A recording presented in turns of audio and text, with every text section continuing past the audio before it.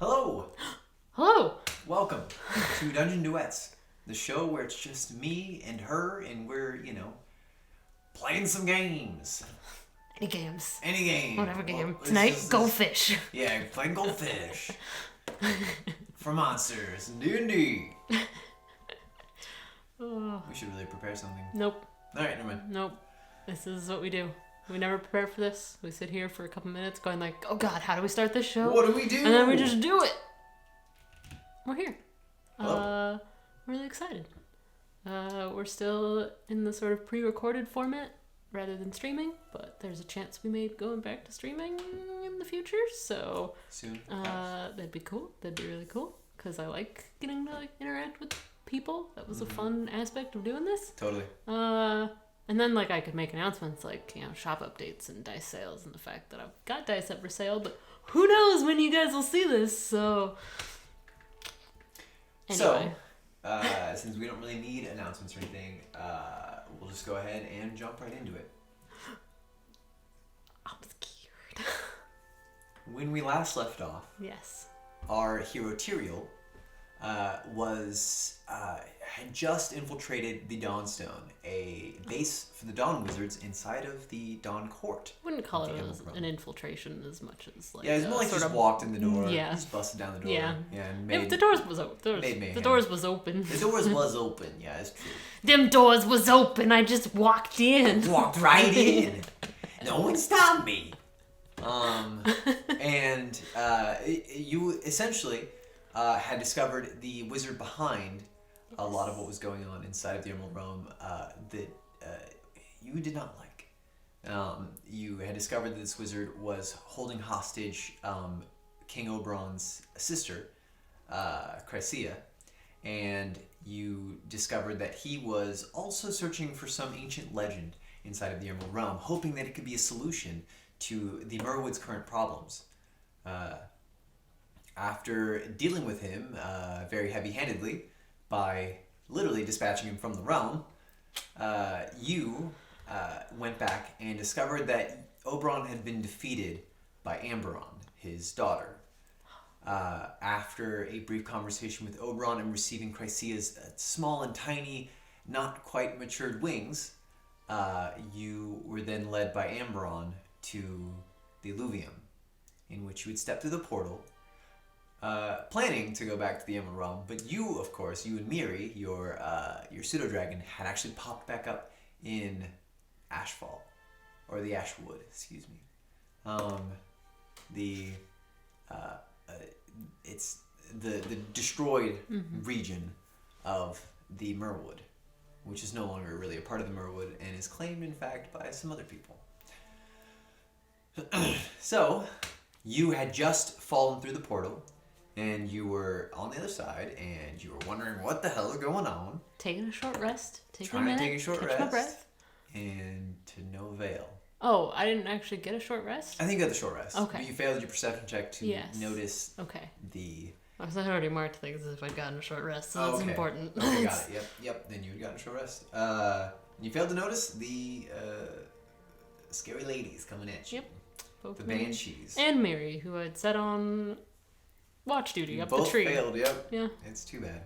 I mean, we didn't do terribly. They just did really well. You know what we're going to do now? We're going to roll some initiative. Oh, God. Okay. So go ahead. Roll initiative for the Bam ladies. Oh, shit. It's a 12. Okay. Alright. Do one for Miri and for you, and then actually two for you, one for Miri. Okay. Oh, that's a lot better. That's a 23 for me. Okay. 23 and a 12. And, maybe roll 6. Does it, any additions? I already added it, yeah. Okay. She's up the tree a ways. Okay, yep. She was up the tree, but they were just rounding the corner of this massive tree. So you have to your right, the entire bark, but this tree is a good, 50 feet wide, hundreds of feet up. So yes, so this is currently where we're at. However, they did catch you on a surprise round, and so they will go ahead and take both their turns first. I will say for the sake of, since about a 50-foot wide tree, you could say they have about, I don't know, it's like good like 30, 40 feet. I'll say 40 feet. My geometry skills are a little rustier. We calculate the... Yeah. But it doesn't matter because they're both gonna rush up on you with their 40 feet of movement. Neat. Their 40 feet of hover movement as they hover along the air. So the first one is going to go ahead and try to make a strike at you. They're just, you see their sort of ghostly wailing visage. Their sort of like gaunt jaws like open up into permanent terrified screams coming at you. Oh no. Okay. Oh no. There we go. Okay. So as they both rush up to you and reach out to you with these long, ghostly, tendrily fingers.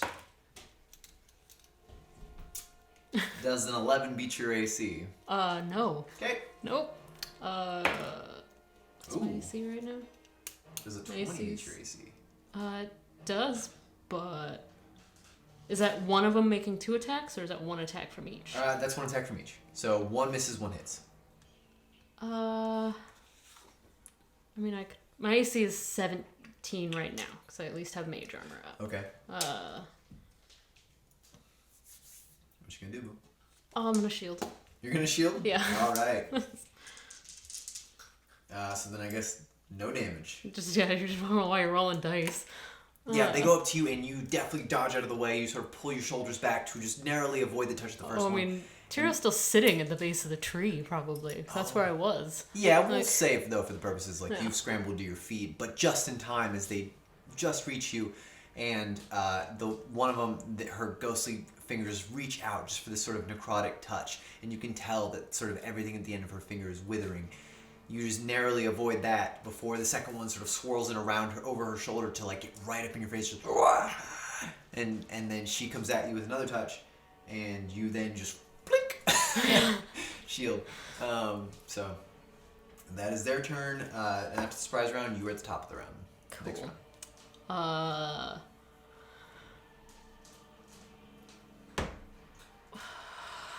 Okay. Bonus action, I will activate my blade song. So my AC is now 22. You let me do this! And then I guess my question is what does Tiriel know about banshees? Okay. I actually wrote that down. Okay, yeah, you absolutely know what banshees are. You know what they're capable of. You know that they're essentially, they're dead elves. They're the spirits of dead elves who died in a very traumatic situation, especially in this circumstance. These are probably elves who died when the Godhammer went off. So when the bomb was dropped and they were blown to bits, that's what they were doing. Ouch. Wow, real, immersive world building, just top tier storytelling. Yeah, when they were blown to bits. That's like the Cliff Notes version. So. I'm just trying to keep things speedy here, boo. Thank you. Yeah, you absolutely know what they are. You know their capabilities. Mm-hmm. You know what to watch out for. And one of the things in particular you need to watch out for, besides their sort of necrotic touch, is also their piercing, mournful wail, which can potentially knock a creature out cold. But what I first need you to do is I first actually need you to roll 2 wisdom saving throws. 2? Mm-hmm. 1 for each of them. Okay.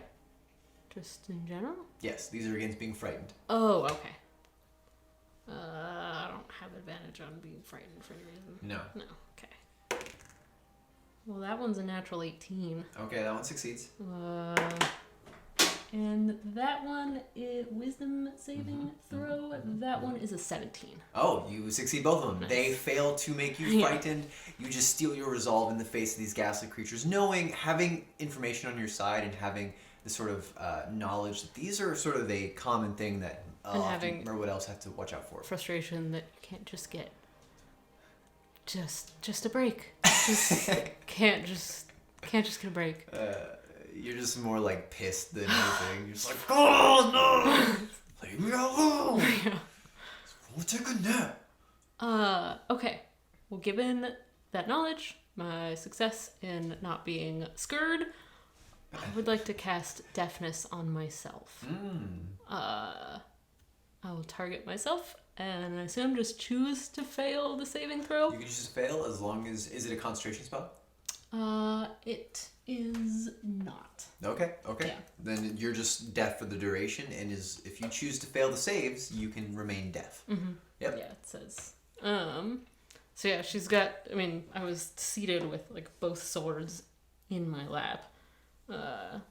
And so, at this point, Tiriel's probably just got both of them in one hand, and there's not even... It's just a verbal component, so...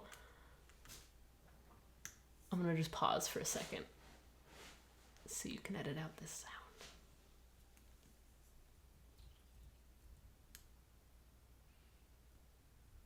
Oh. It was actually really quiet, dude. Thanks. Resume? No. He's not done. He's gonna scratch at a whole bunch of stuff. I know. I just... Yep. Yep. D. D. Psst. Psst. Don't you do it. Don't you fucking do it. Oh, the joys of leaving the cats in here while I play. Alright. You know, somewhere in here you need to edit. So, casting Deafness on myself. Just got both swords in one hand. It's just a verbal component, so Okay. just mutters out the string of phrases and then braces for like the weird like muffling and then silence. Okay, Everything yeah. else. Yeah. And then she's going to Everything slowly just creeps to like a silent halt as they were like, yeah. and then it just slowly went out. Or And then- quickly went out. grab the hilt of her sword, still holding Rana. Okay. Just sort of by the blade or the sheath or whatever it's Right. wrapped in, but ready with her sword. Okay. Got it. So then that brings us to Banshee numero uno, who is, you watch as she sort of stretches out and like bends her spine in this just stomach curdling way. And oh, wait, I guess I don't need to roll for that because she does her wail, but you unfortunately, or fortunately, since you have deafened yourself, she cannot hear you. Or you. Words are backwards today. It's okay. I can't hear her. I can you- see that she's yelling. You can see that she's yelling, so she bends her spine just in this terrible way, and lets out this horrible wail that you can't hear. So you're fine. And she spends her action to do that. So now it is your turn again. Your My second. turn Your second turn. again? Yep. Then I am going to turn and make 2 strikes at that one that just wailed at me. Okay. Yeah. I'm gonna mark off. I already did. Cool. Alright. This one. Yeah. Oh, I miss. Why do you miss? Because I rolled a 2. Oh. Yep. You miss. And First swing my just second goes swing wide. is a 3. I missed both. And that's that was my action. I'm going to. I guess I could. Yeah, no. I'll just stay right there. Okay. Yeah, you rear back and you take 2 strikes. They go wide because in the position that she was in with her back arced in the way it was, she was in the perfect spot to just sort of like twist and writhe around your blades, your swings. Off to a great start. Yep, good start. It is now Banshee number 2's turn. And they're not, actually, no, they've got enough intelligence. She sees that her sister's wail did nothing, so she is going to try and touch you.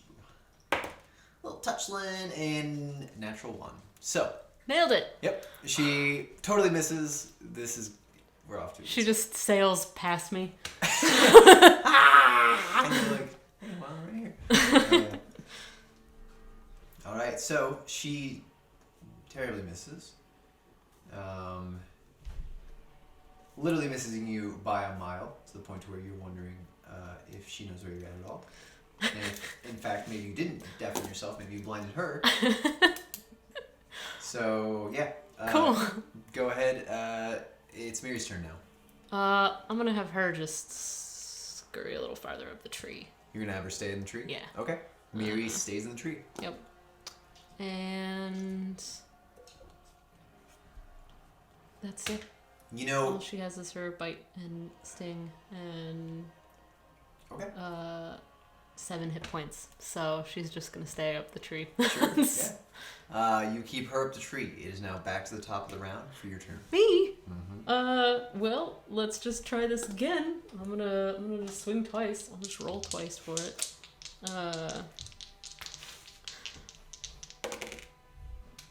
Oh god. One of those probably misses. Somehow, I doubt an 11 hits. It's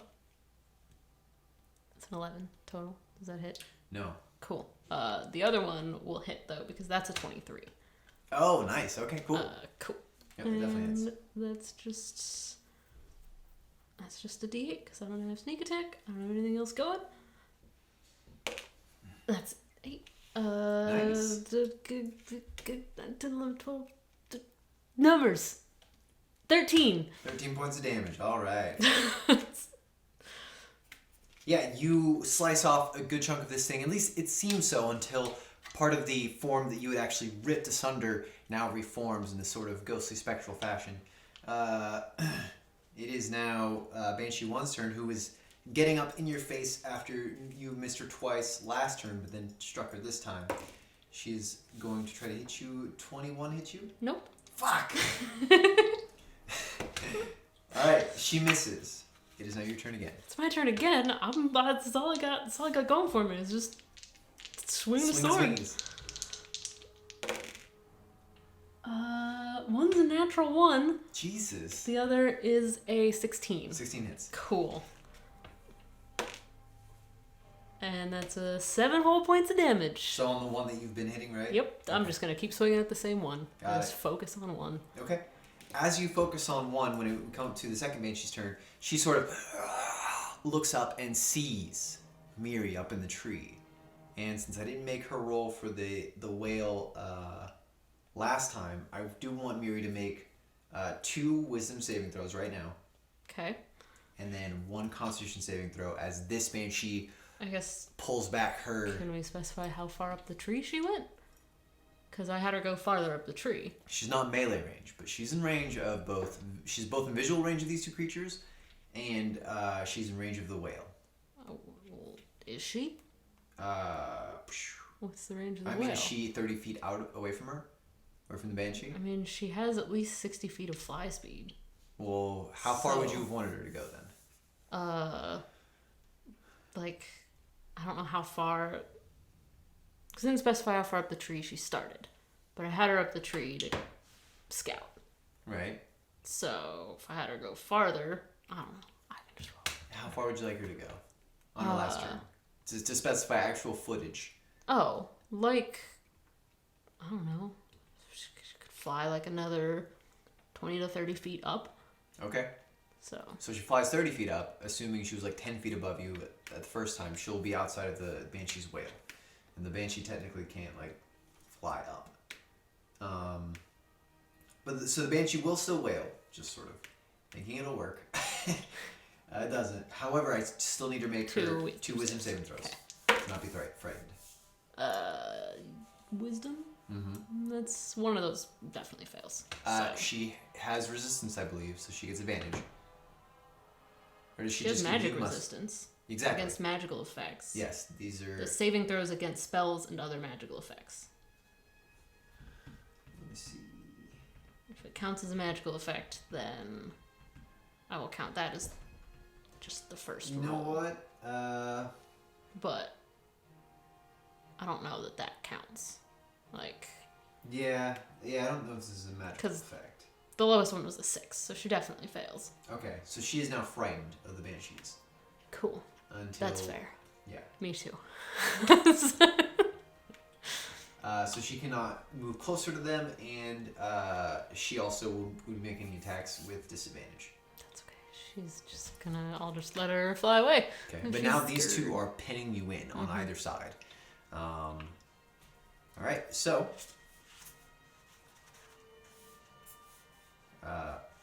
it is now Miri's turn. What would she like to do? Just fly. Just keep flying up? Yeah. Okay. She'll use her full fly speed to fly up and around. She'll start going up and around the tree. Okay. She just keeps going around and around, although it's fairly it's wide. a big, but she can get a good distance around it, and So she's now she ends her movement definitely outside of visual range with where she's at. She's 60 feet of fly speed? she's 60 feet fly speed. Insane. Yeah. Yeah, I didn't realize that, but I have a little card for her now. So I mean, that and Shocking Grasp could be a great way to just do, like, hidden runs. she still procs opportunity attacks Why would she? because Shocking Grasp, they don't get the reaction. if it works, if it doesn't, then the 7 HP pseudo dragon is right there in melee range for something. And, Yeah. It's the downside to pseudo dragons as a familiar, as opposed to find familiar, is that if they die, you can't just summon them back. Yeah. True that. All right, so That's her turn. it's her turn. It's your turn. Top It's my turn again. I'm just gonna swing again. Yeah. Those both miss. That's 2 5s. Okay. This is ridiculous. What do you add to them? I add 7 to them, so that's 12. Those both hit? 12 hits? Yeah.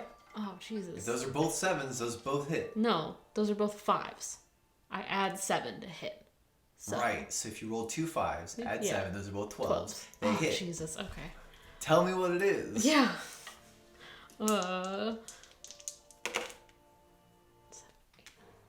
10. That's 20 points of damage. 20 points of damage? Yeah. All right, Yeah. you take 2 swings, 2 vicious, frustrated swings, and you disperse the first one.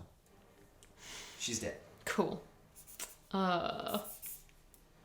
Then I just turn and sort of growl at the second one. All right. Yeah. A little. Yeah.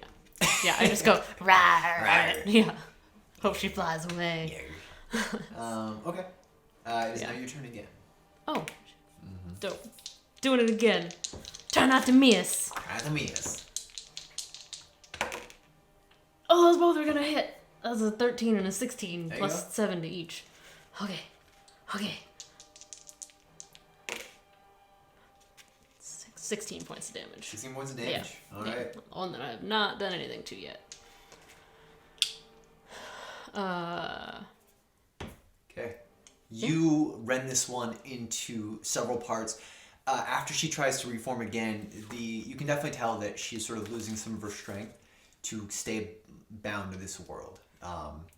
It seems like a lot of this sort of wispy, billowing cloth is now sort of going to start to just sort of fall away, and she's having a hard time keeping her form. It is now her turn. She's going to go ahead and make an attack on you. That is a 17. Nope. Doesn't hit. Nope. You're impossible to hit. That's Impossible to hit. fine. Not impossible. You would have hit me the first time, but I shielded. I really thought about letting that one hit just because. Anyways, it is now Miri's turn. If Miri's out of sight of them, does she She can get roll the again. chance to? She gets the chance to roll every turn. Okay. If she's out of sight. Yes, Right. at the end of each of her turns, she can roll. If she's within line of sight of the banshees, it's with disadvantage. So she won't have disadvantage. Okay. Just roll normal. I'll just roll. I'll have her stay where she is. Just roll to not be scared. That's an 18. That's an 18 She's for fine. her. Yep. Yay. Miri on the other side, far, far away. She's is like, what was I afraid of again? She's like, why am I here? Cool. That's the end of her turn. She's just gonna stay where she is. Your turn. Just 90 feet up a tree. I'm just gonna rush in at the remaining banshee and swing twice. Oh, fuck me. That's a 1 and a 4. Oh, those don't hit. Those don't hit. That's funny. Your turn. Oh, wait, it wasn't even her turn, but still. Yeah. It's your turn. It's my turn? You Cool. get to go twice. Those both hit. That's a 15 and a 14. Okay. We're all over the goddamn place. Yeah. Ooh, nice. 21 points of damage. 21 points of damage. Yeah. I mean, it's dead. Oh, it's you read dead. This one, yeah. Cool. This one, you just... Tiriel just spins around and, like, drives her sword through it, like, into the tree. Yeah. And you pin it there Just watch before it. it slowly just... And then just... It's the remains of it just sort of drift lazily down to the ground. All right. Just pulls her sword back out. Sticks it into the ground. And still deaf for the next, like... I mean, you could try to... 45 seconds You can choose or to so. make your own save. Yeah, sure. You can actually try to make it. Sure. Yeah.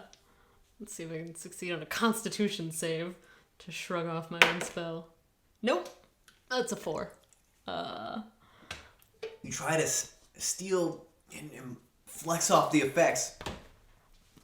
Yep. Yep. Not working. She will yell for Miri, though, and call it back. You yell entirely too loudly, not being able to hear your own voice. I don't even have to yell. I can just telepathically yell at her. You yell. Yeah. And your pseudo-dragon familiar comes back to you. Cool. You just watch as she slowly just like creeps around the corner from the very far edge of the tree, and she sort of peers to see that everything's died down, and then she sort of hops and make her way towards you before like literally just jumping off the tree and crashing sort of into your embrace.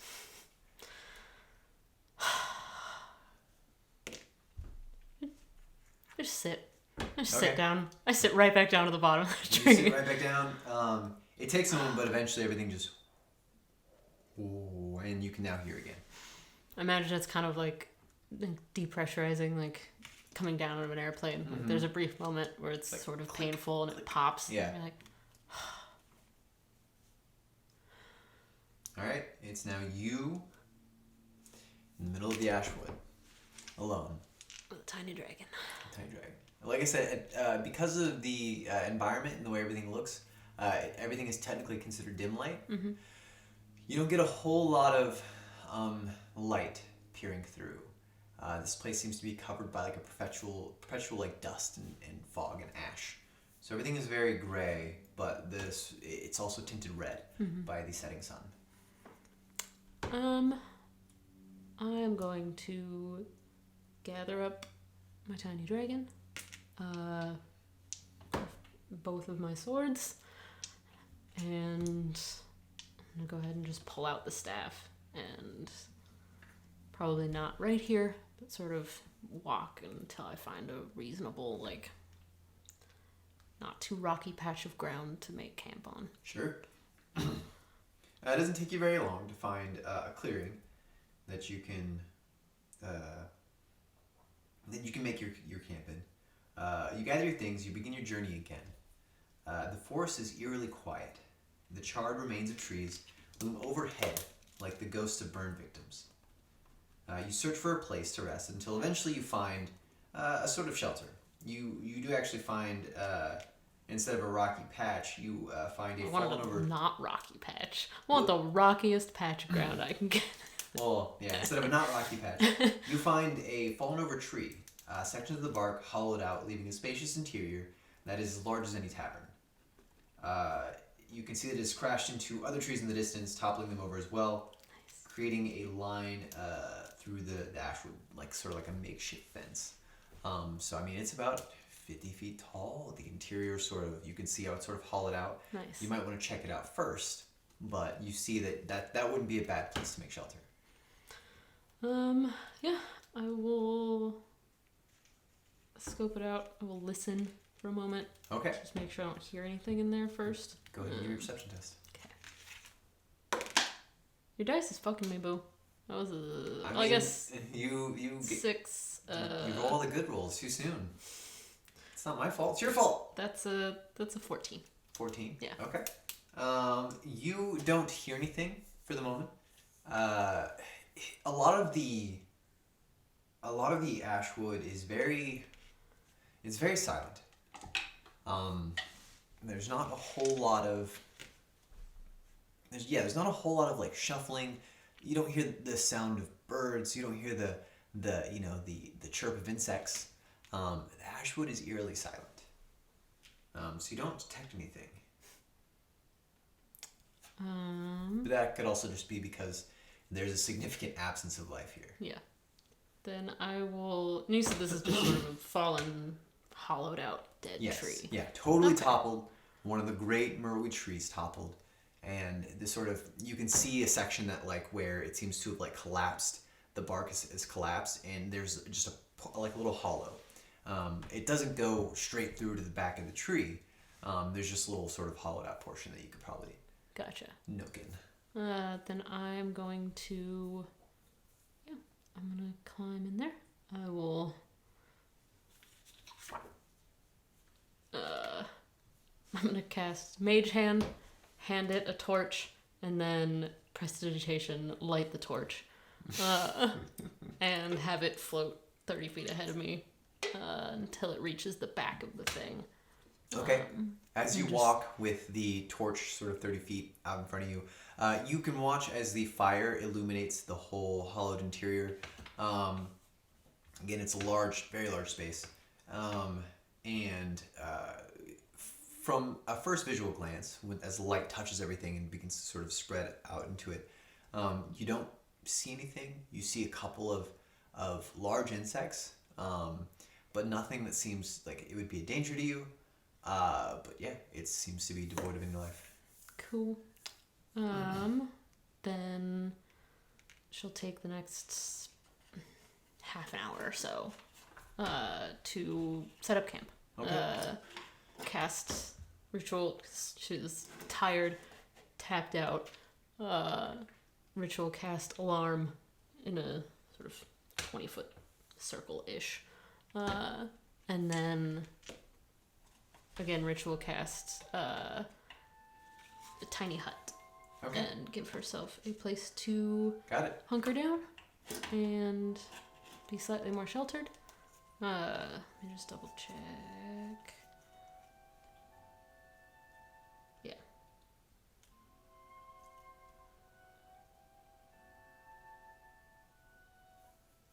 Yeah, it's opaque from the outside. So Yeah. it's And just nothing this can little get in.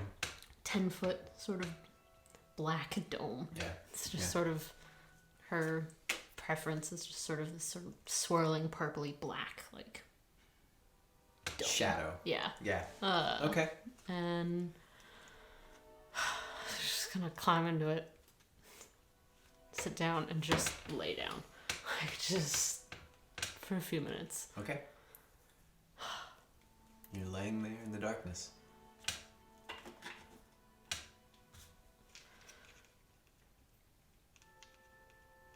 Miri's there, just sort of perched around you, watching you curiously. She sort of pulls her in like a cat, like sort of on top of her. It's just That's adorable. scratching her. I suppose I should take this time to do something. Pull her off. And just start pulling some things out. She pulls out the bag of stuff that she took off Warren. All right. She has his Journal. personal journal and his like some of his research notes. See, There were two things. Let's see. What do you have?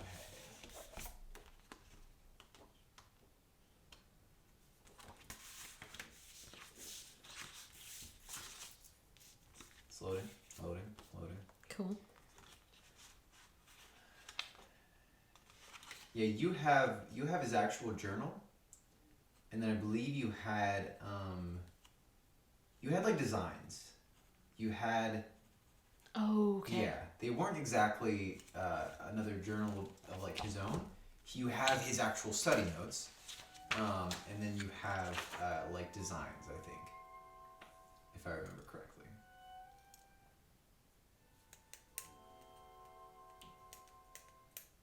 Yeah. He gives up the rest of his notes because I got some of them off the desk, and then he was trying to hide some of it. He was trying to hide the actual journal that you had. Yes. Okay. So I have that. Yeah. I pull out that. I pull out should probably tuck them into like a little interior pocket. Chrysia's wings, and she'll sort of lay those out on her lap for the moment. Sort of at the top of it all, the moonblade and the staff. Just sort of like one thing at a time. Just gonna pull out some of her tools like out of her pouch. Like at this point, she's just kind of got stuff like spread out all around. Okay. Her. And she's gonna take a minute to pull out, probably from like her thieves' tools or her like ritual kit, a little bit of like fine wire. And she's going to like very gently like wire the wings to a pin, like, and she's gonna tuck that into her hair. Okay. And just sort of into one of the like sort of braids and bits of her hair that are tied back, and sort of fasten it in there.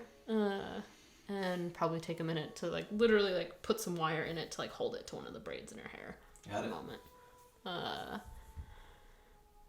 And then start digging through the bag of shiny things. Pull it open. Hold it out to Miri. What does it look like? What Miri sees. Miri sees arcane inks worth about 400 gold. Dope. So a very large, just sort of circular, cylinder-like flask with a lot of ink inside. Probably used to refill smaller ink wells. You see, she sees 3 doobies. 3 newbies. 3 doobies, man. Smoke 2 joints in the morning. She sees 3 rubies and 3 diamonds worth 100 gold pieces each. Yes. She sees 6 glass eyes. Also, their value is worth 100 gold pieces. 6 sacks of powdered iron as she sort of inspects them. And 3 strips of incense worth 50 gold pieces each. And then some flasks of ointment each. And the ointment are for the eyes, from what she recognizes.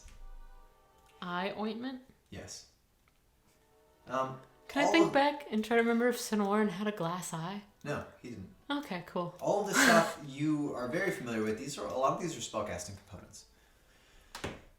These are components used in, like, say, divination spells or conjuration spells, things like that.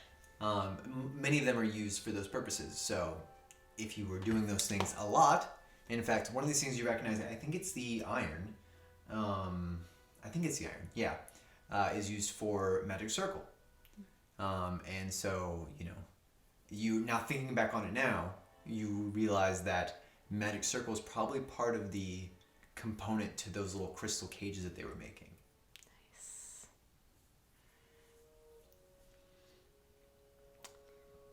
Tiriel's both impressed by the sort of ingenuity of it and still upset by the use. Then I will tie those back up, tuck those back into her bag. And then, I also got the page from Squee. If I had a chance to look and see what that was? Yes, that is Conjure Elemental. Nice. That is a spell. Nice. Yeah. Because she tucked that into her own spell book. So she pulls that back out, looks back at that, puts that back away, shakes her head again at the fact that that goblin tore a page out of a spell book older than anything she'd seen in a long time. Older than balls. Older than.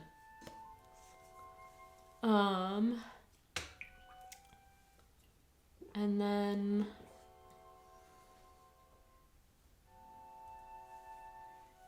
I'll next pick up his, because I'd only skimmed his journals. Mm-hmm. Right. She'll pick that up and take a few minutes to a little more thoroughly start reading through that. Okay. As you begin to read, Miri, in classic fashion, perches on your shoulders so that she can read with you. A lot of it are just his daily journals from his time searching for the Emerald Dragon. I just keep Mage Hand up all the time, holding the book. I let Miri turn the pages when I tell her to, and Okay. Tiriel's gonna like pull some trail mixed rations out and eat while we read, and Miri turns the pages. Okay. Make sure you mark off one ration, Cool. if you actually have any. I actually do have rations. Oh, you do marked. have some? Yeah, Nice. yeah. I've never Never used them until now. I've never really needed them. Yep. So, let's see here. You're gonna have to spend some time reading it in order to sort of fully find the more important parts. A lot of it are just sort of, him journaling It's been daily. like an hour reading it right now. Okay. Okay, an hour is good enough to get through probably the whole thing. It's not like a very huge journal, but Tiriel's definitely a really fast reader. yeah, that too. She's got super high intelligence, Literally, max. It's fucking. max intelligence. I'm almost as smart as I can get. She's max in smartness. Yeah. Then big brains, bro. Yeah. And you've seen how fast I read. That's It's true. At least how fast Tiriel's And you've reading. at least got intelligence 14, I'd say. What, is it not high enough? 14's pretty This is a good. dangerous game to play. In the D&D world, like, that's really high. That's really smart. Anyways. Don't ever try to guess your girlfriend's stats. She'll get mad. At least not the intelligence. Yeah. We all know where my strength is, so that's a safe one to poke fun at. Miri turns the pages as you go. Mm-hmm. And at first, they're just sort of clips, little snapshots of life in the Emerald Realm as he goes from place to place and, actually goes to a lot of the places himself. Tiriel cracks open a drink while reading.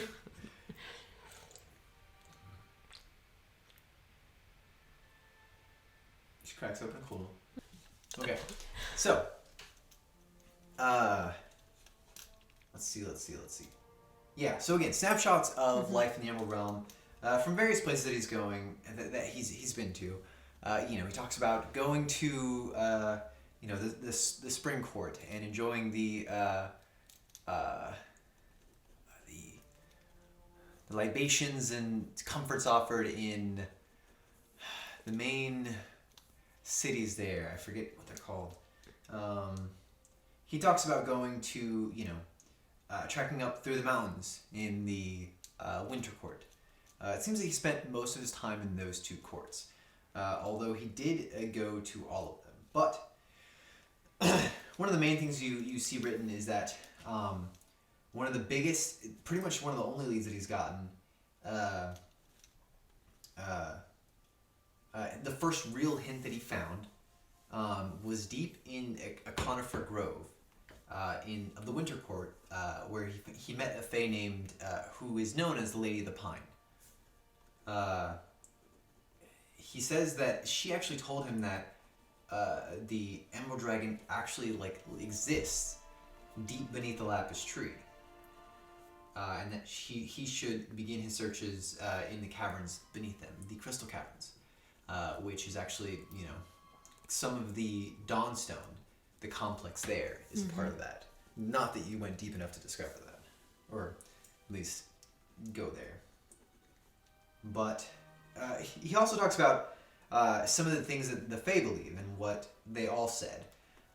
Some of the courts, like Summer, believes that the dragon is just a myth. The Emerald Dragon doesn't actually exist. While Winter says that the dragon is a metaphor for rebirth of the Fae. The Autumn Court didn't really say much at all, except that the legend doesn't threaten the seasons, it doesn't threaten the balance of the seasons, and is thus of little consequence. He said that Godfallow, the King of Spring, pretty much had the most to say while saying really nothing at all. It was more so that he challenged Sinwarin to sort of a game of wits. So with every inquiry that Sinwarin posed, with every theory that he sort of propositioned, Godfallow would sort of pare them down, but meanwhile nudging him in the direction of more correct questions. And so that's sort of the most that he's actually found.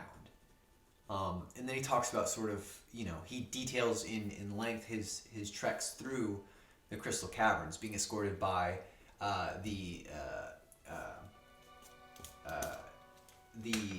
Eladrin, Erdathis, and they both trekked for days and days and days. He has entry upon entry upon entry, and mostly full of nothing. He didn't seem to find very much at all, indicating or pointing to the existence of the Emerald Dragon. So, that's really what you get there. Once we start to get into sort of the meat of actual information, like what he learned from the other Fae, Tiriel pulls out her own journal of like notes on the Emerald Realm. Like she has her notes, including the sort of ritual spell that she brought back the first time, and she's gonna transcribe some of these notes into her own notebook. Oh, okay. And nice. Tuck that away. Okay. Just so she can probably at some point hand this off to someone else, but keep a record for herself of what was in it. Gotcha. All of his design schematics, the stuff he was building, those she just folds up and tucks in the back of that notebook. Got it. She doesn't try to like copy those or reproduce those? No. Okay. I Cool. don't want any more copies of those. Because I assume that's like the wings that he was building. And I guess, is there anything else in there? Because that was the main one. Yeah. No. I mean, again, you do get some stuff on the progress of his experiments and how he has, started getting out actual like weaponable or weaponizable like wings and stuff and that they were going to essentially equip them to a small attachment. Unfortunately, enough weren't ready enough for that first attack. But and that's why. And then he talks about how he's being pushed more to find out more about the Emerald Dragon and to really like drill into the Dawn Court for everything they know. Just sort of, you see a lot of the pressure and stuff that was placed upon him to do what he was doing by the sort of figures above him, the Elven, I think he's called the Hierophant. We talked about that last time. Yeah. So you see that it wasn't all just him. There was definitely a good amount of influence from the Grand Druid. Yes. And the Hierophant, who both were slowly pushing him, but after the defeat of the Elven Lion, the pressure was on. But yeah, they were even trying to, he talks about weaponizing those big bladed like tree things you saw. Yes. Sort of harnessing how they could sort of make like armored suits from like troll skin, essentially, like regenerative stuff, so that if it was wearing under attack, it could just slowly build itself back up the tissue. And a lot of these experiments and sort of things that he tried to produce weren't even successful. So yeah. Okay.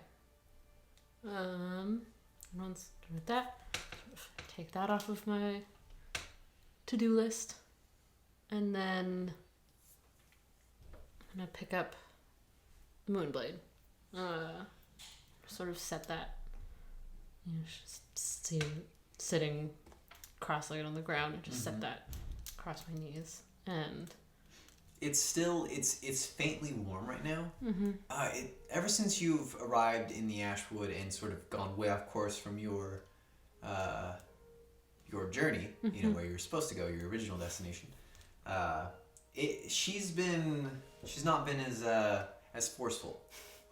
So it's that moment where she probably wanted me to behead Sinwarren. It was. She absolutely wanted you to behead Sinwarren, and you had to succeed on a wisdom check to stop that. Wouldn't have been sad if that had happened, honestly. That would have been cool.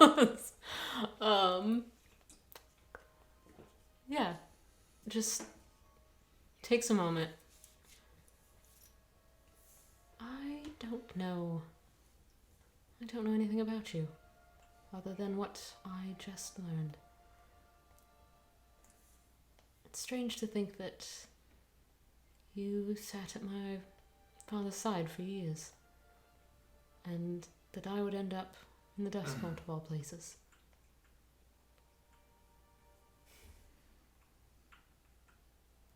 When I arrived in the Emerald Realm, that was not my destination. I didn't have one. But the moment I set foot there, it felt right.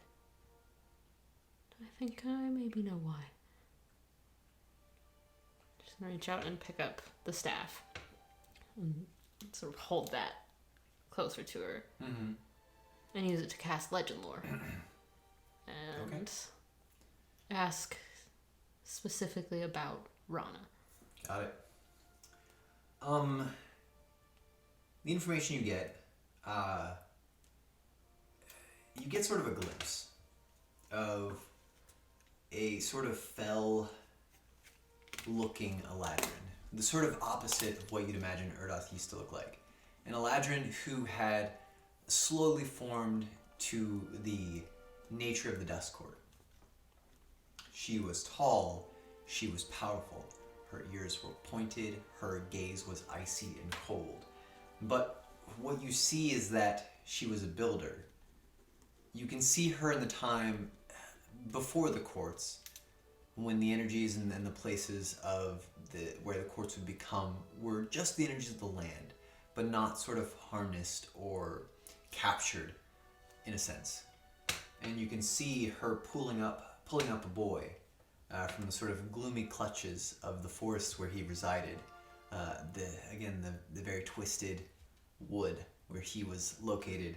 And you notice that this boy looks like like an infantile Oberon almost. Not a baby, but again, really young. You see as she helps him to actually shape Felsiel through the magic of the Fae. She helps to direct his energies into creation. And you see her side by side with him and Chrysia. And then you see her being more of an avenger.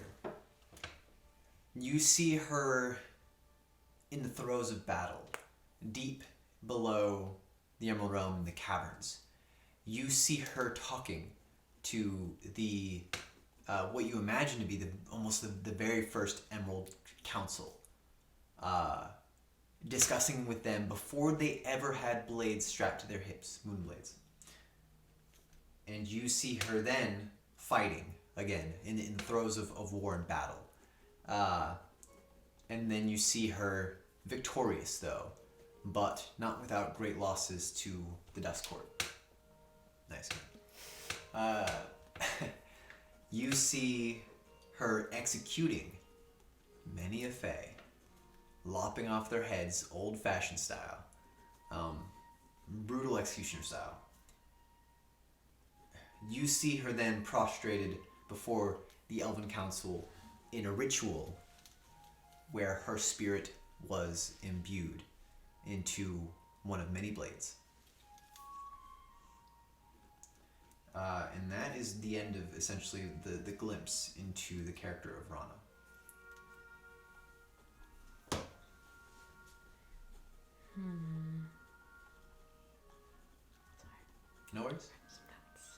hard when you got a kitty in your lap.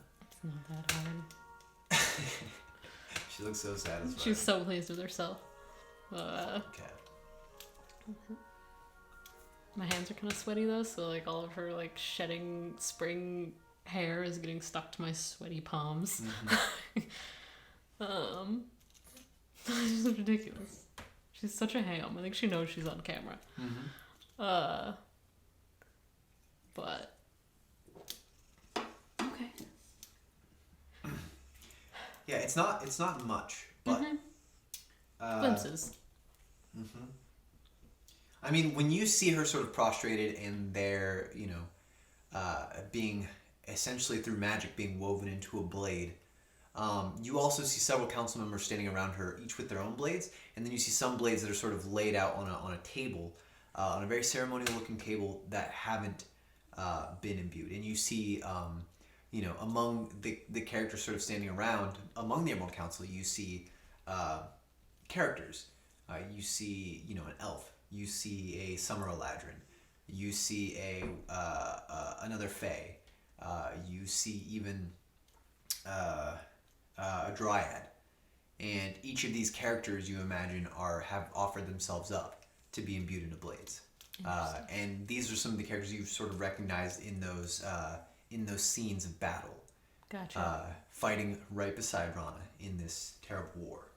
And I'd seen depictions of like those battles on the inside of the tree. Yes. Correct? Mm-hmm. Like, yeah, because Amberon had talked about it on our way through. She talked about the War of the Crystal Caverns. Gotcha. Interesting. As that fades, she takes the staff back, and sets it down again.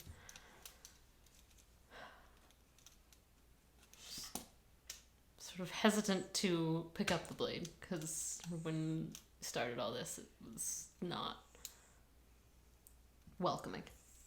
But looks down at it again. I think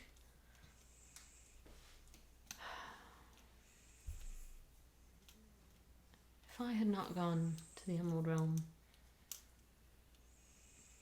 things would be very different, but I don't know that we ever would have met each other. You would have gone to one of my brothers, most likely Gildor.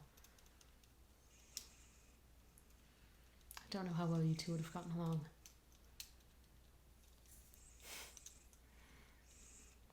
But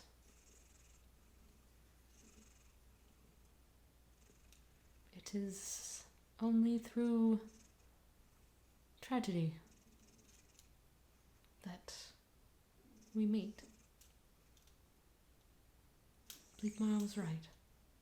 But sorrow waited for me. But also purpose that I was looking for, but didn't understand yet.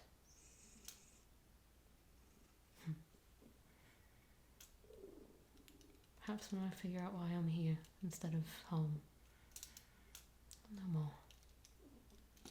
She sort of picks it up, lays it back down in front of her. Okay.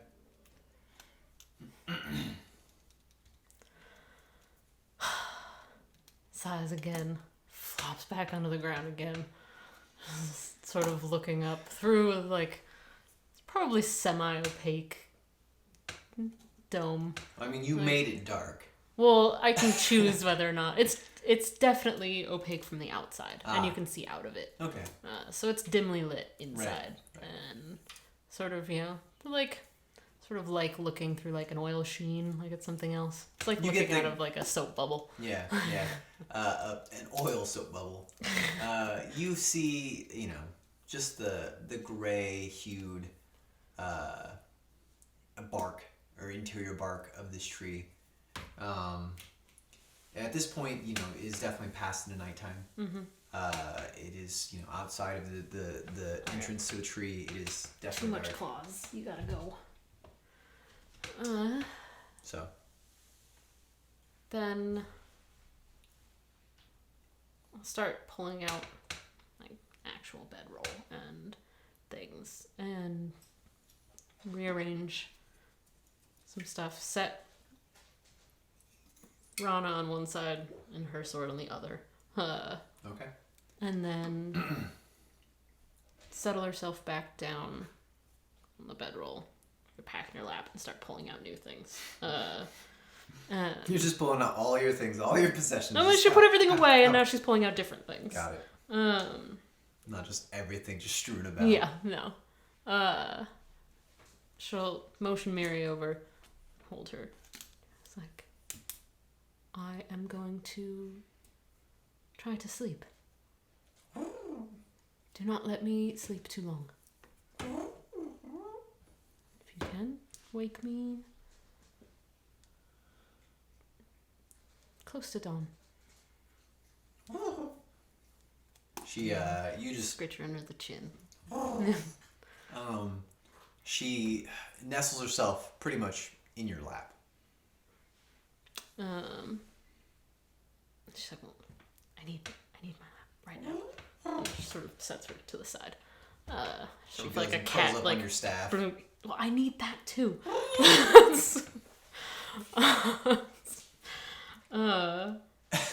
I'm going to pull out. She hops on your shoulder. That works. I'm gonna pull the staff back up and set that in front of me again. Okay. I'm going to pull out the chalice, Oberon's chalice. And then from her ritual kit, she's got sort of string of different colors. Okay. And she's going to pull out a spool of black thread, black string. And she's going to take a minute and stop for a moment as she starts this and just sort of looking down into the empty chalice. I don't know what you have planned for me, Lenolith. But all I ask is that you keep the people I love safe.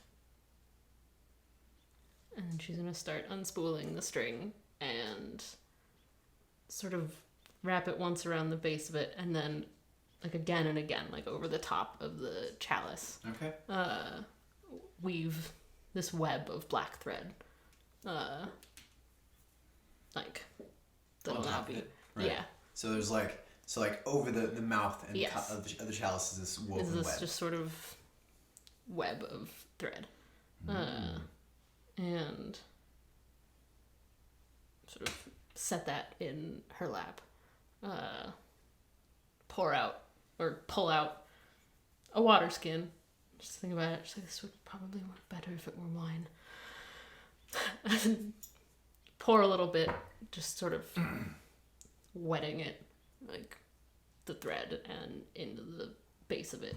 Are you having like an actual pool of water in the base of the chalice? Yeah, like she'll pour the contents of her water skin into the chalice. And sort of tuck that into her lap where the tiny dragon had been. Okay. And then take the staff again. And hang on to it. And think about the first time she saw it. And when it was just a staff, no ruby, just carried by a dirty, unshaven priest in a tavern. And just look down into the water sort of through the web of thread and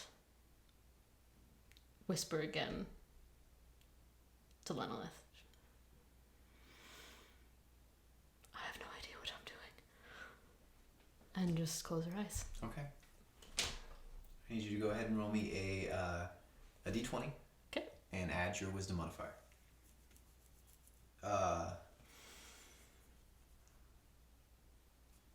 This is just a... Oh, God, I don't know what I want to roll.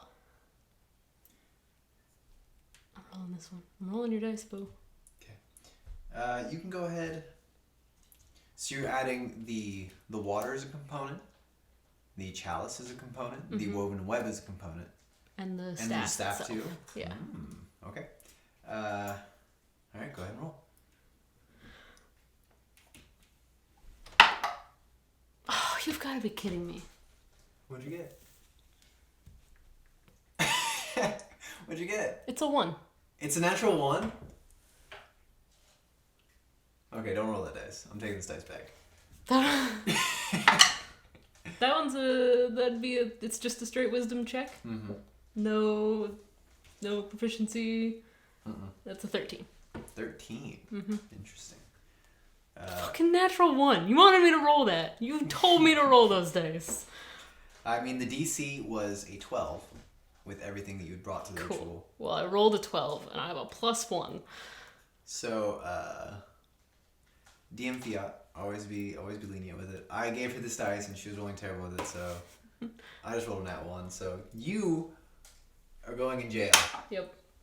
Here, it can go in the back of this box. Okay. So,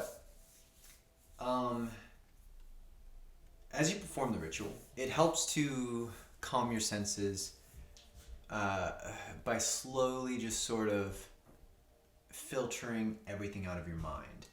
You find waves of sleep begin to overtake you. First, your direct senses are purged.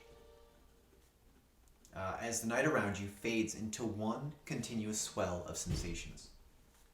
Then your thoughts follow, drifting past you lazily without any attachment. Then those thoughts begin to shift and change. They're nonsensical things, the stuff of dreams, shifting images and scenes. You see your brother Gildor riding on the back of a giant turtle, hurtling over a landscape made entirely of sleeping bugbears. I love it already.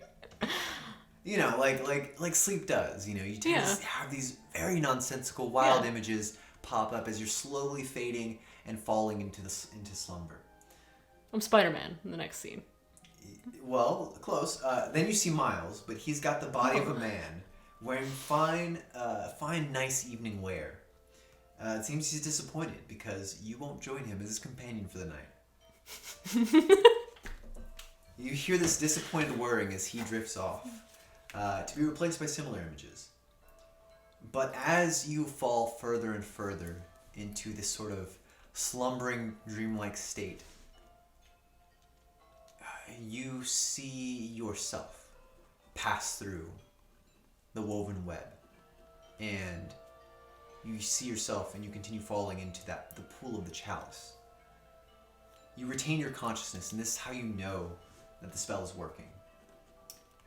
And as you begin hurtling and falling ever so gently, like a feather, towards this ocean, you see Hugin's staff. Just like right out there in front of you. And not the golden staff, the one that he replaced with that staff. Oh, nice. Am I falling and I see it? Mm-hmm. You grab it. Okay. Then you crash into the water and go underneath. As you struggle back to breach the surface, you find yourself stranded out in the middle of this large ocean with nothing but Hugin's staff at your side. And then you realize that beneath you, right beneath the surface, although seemingly miles and miles apart, are the tops of the Merwood trees, just splayed all around you, but deep under the water. And then you realize you're not alone. All around you are lions, fighting and clawing, biting into one another, their blood seeping into the water, slowly pooling around them. You then see a lion that, for some reason, in this dreamlike state, you swear is Gildor. And he comes for you, baring his fangs, leaping through the water at impossible speeds. And then you hear Hugin's voice. And all the lions go away. And this voice comes to you, and you realize this is happening. You are conscious of this moment. This is not the dream anymore. And you hear Hugin says, Tiriel, is that you? Do I see him? Or do I just hear him? You hear him, and you realize the voice is coming from the staff. And you are now on top of the water. You are no longer treading among it. Can you see me? I'm asleep, I think, but you are here in my dream. Huh. It worked. I'm impressed. I did not think you could do the dream tongue this early on. Well, With no formal training, of course. it's amazing what you can do in a moment of urgency. I am just happy you are alive. Of course, I'm alive. I was not going to die so easily. I know a handful of people who would have said the same thing very recently. Tiriel, are you okay? The staff is just talking to you. The voice is coming from it. Closes her eyes. This is easier to do when not staring at a talking staff. As you begin to close your eyes, though, you feel everything begin to sort of whirl, and you feel like you're going back up. Oh, maybe not. And you open your eyes, and everything begins to settle back. This is very difficult to hang on to. It is. It's not easy to maintain the dream tongue. I came looking for you to ask you a question. Ask away. I was in my nice villa, dozing off for a nap here in Lamia. I'm camped inside of a dead tree, so that's nice to hear. Ah. I had much wine. It's very good here. They grow some excellent grapes. Well, you should try to bring some back with you. There is...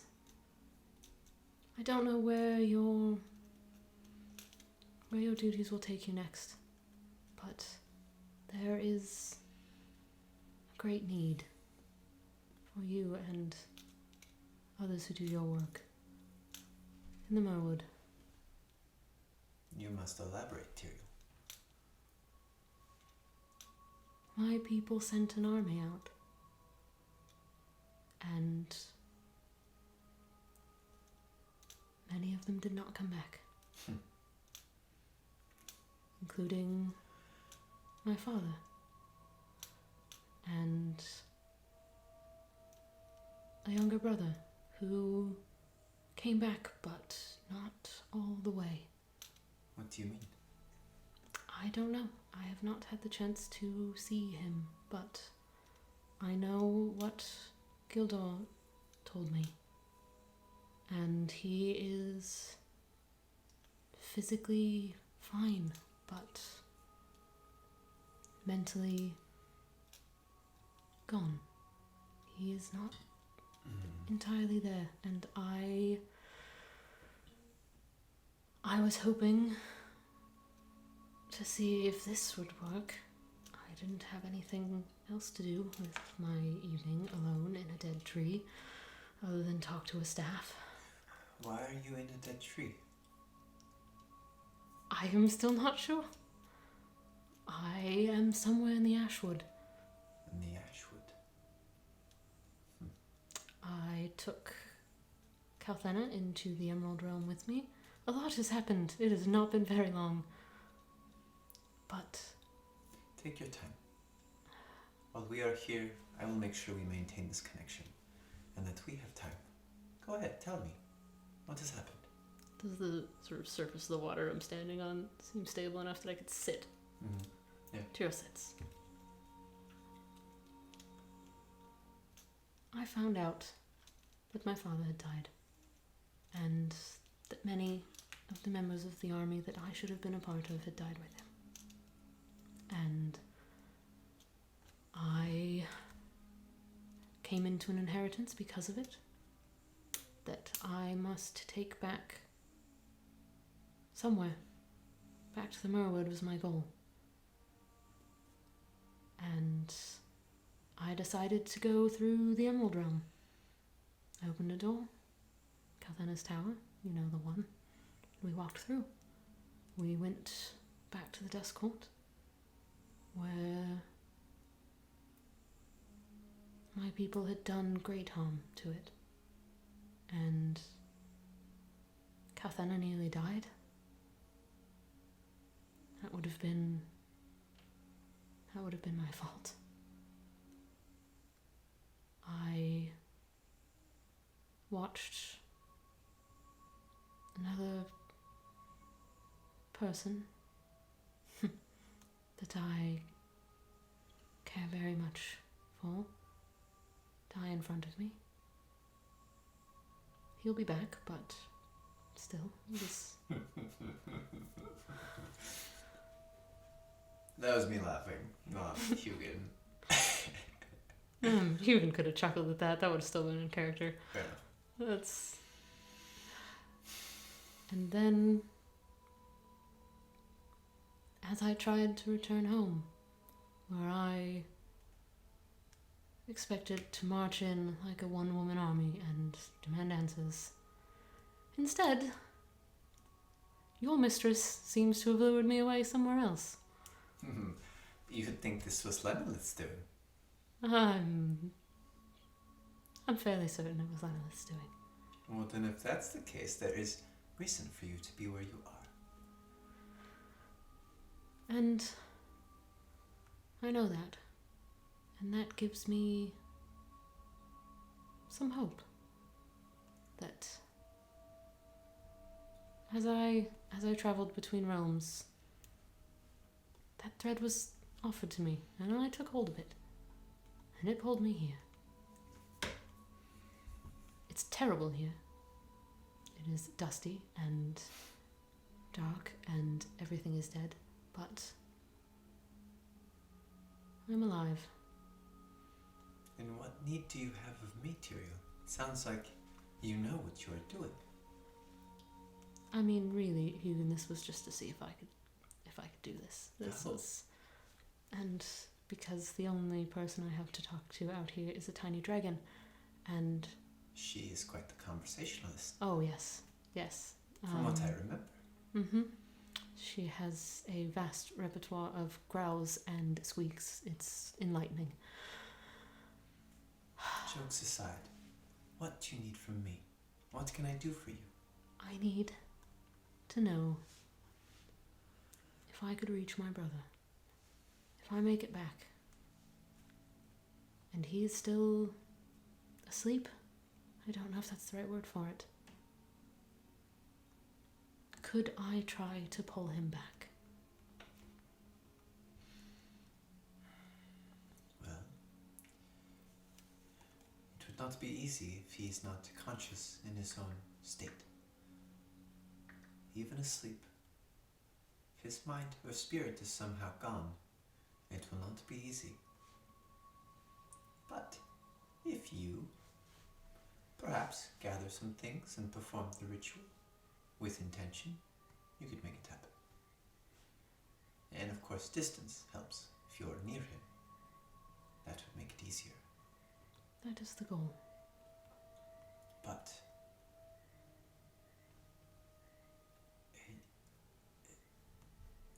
I'm not sure what his affliction is, so I can't speak to the physical nature of it, what sort of medicine he might need. But there is powerful healing magics in the Merwood. You should be able to find something. I don't doubt that some of the most powerful healing available to us has already been offered to him. And perhaps it requires an intervention by the gods. Well, I will ask, and I will see if they are listening.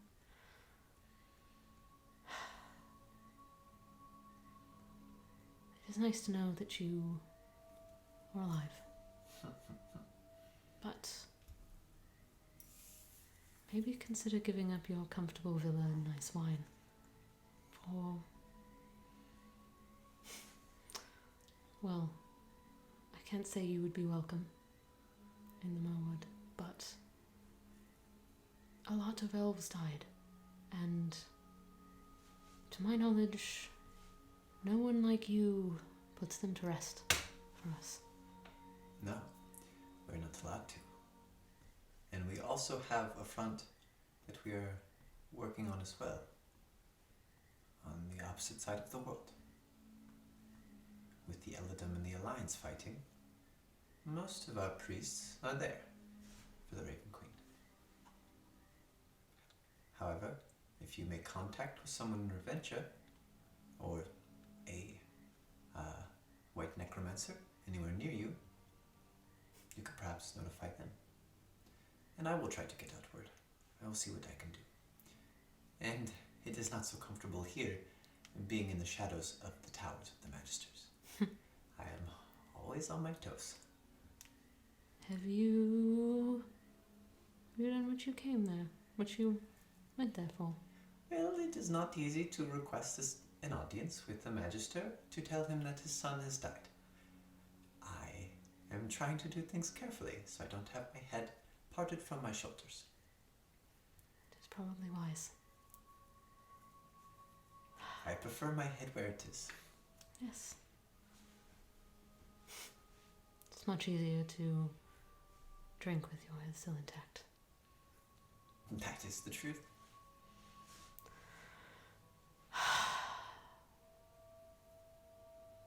This is...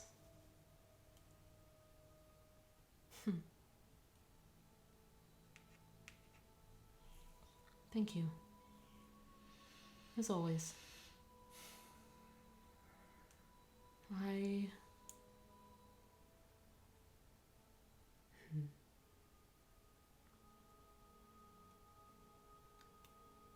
There is a lot of anger in my life and in I think in my future right now. But just sort of look around, sort of reflecting on the chaos that was the scene that was here before. It is totally tranquil now. Mm-hmm. You don't even see the trees beneath you. The water is just this nice reflective surface. This is peaceful. Here, let me help you. Get some good night's sleep. And then you watch as, just sort of in the way that dreams work, the staff is no longer there, and you know that Hugin is actually beside you. You don't really see him. You don't have a visual input, but you feel something cup the back of your head and slowly lay you down till you're looking just up at the clear blue skies. And you hear him say, "Here, this should help you." And you feel yourself sort of not sink, but almost just every bone, tissue and muscle, tendons, everything relaxes. And you're sort of almost pulled down, but it's just like you're sinking into just a nice pillow, but you're on the surface of the water, and it just gently rocks back and forth. And you can say one final thing. He says, "Goodbye. I hope to hear from you again." And then you find yourself falling into a deep, blissful, thoughtless slumber. And then you wake up to just sort of like pouncing on top of you, just hitting your chest, because you had totally collapsed to the side, and Miri is just nudging herself and pouncing on you to get you to wake up. She just traps her. Stop. Shh. Open one eye. Guard the tiny dragon. Let her go. Yeah, You noticed that she had been digging in some of your stuff, and she pulled out the book by Nice. Wendell von Bagowitz. Nice. And she was busy reading that, seeing more of his exploits. Nice. You've just been reading while I'm assed out on the tree. All right. You wake up and you see sort of the reason for her urgency. Drool. Yeah, there is drool. Yeah. You feel really relaxed. Your first check of the day will have advantage. And for the next 24 hours, you will be resistant to any of Rana's proddings. Nice. I'm going to mark all the things I now have back because I've actually had a long rest. Jesus. It's been a while. The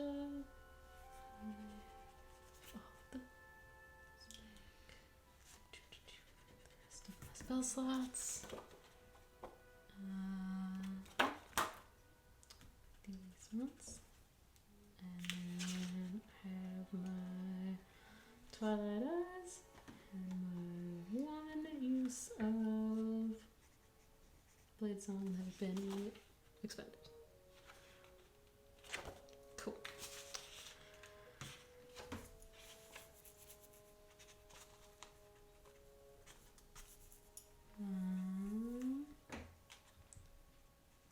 Alright.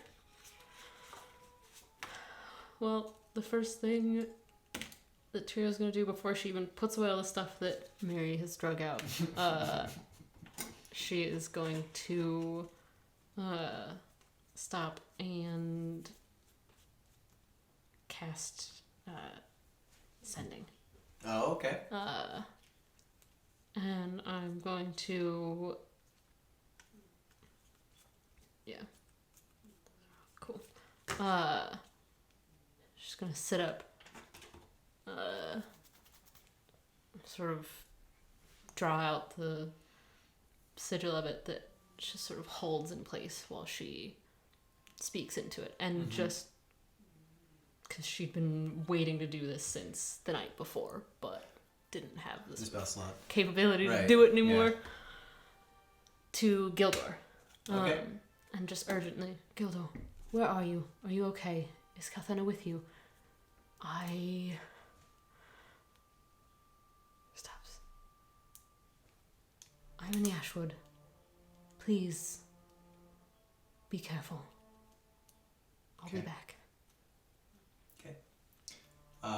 It doesn't take very long, but you do get a reply. You hear the voice of Gildor go, "We are fine. In the Murwood. Don't worry about us.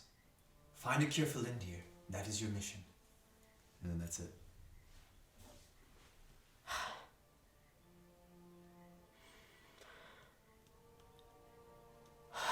Just takes a deep breath. That was the last loose end.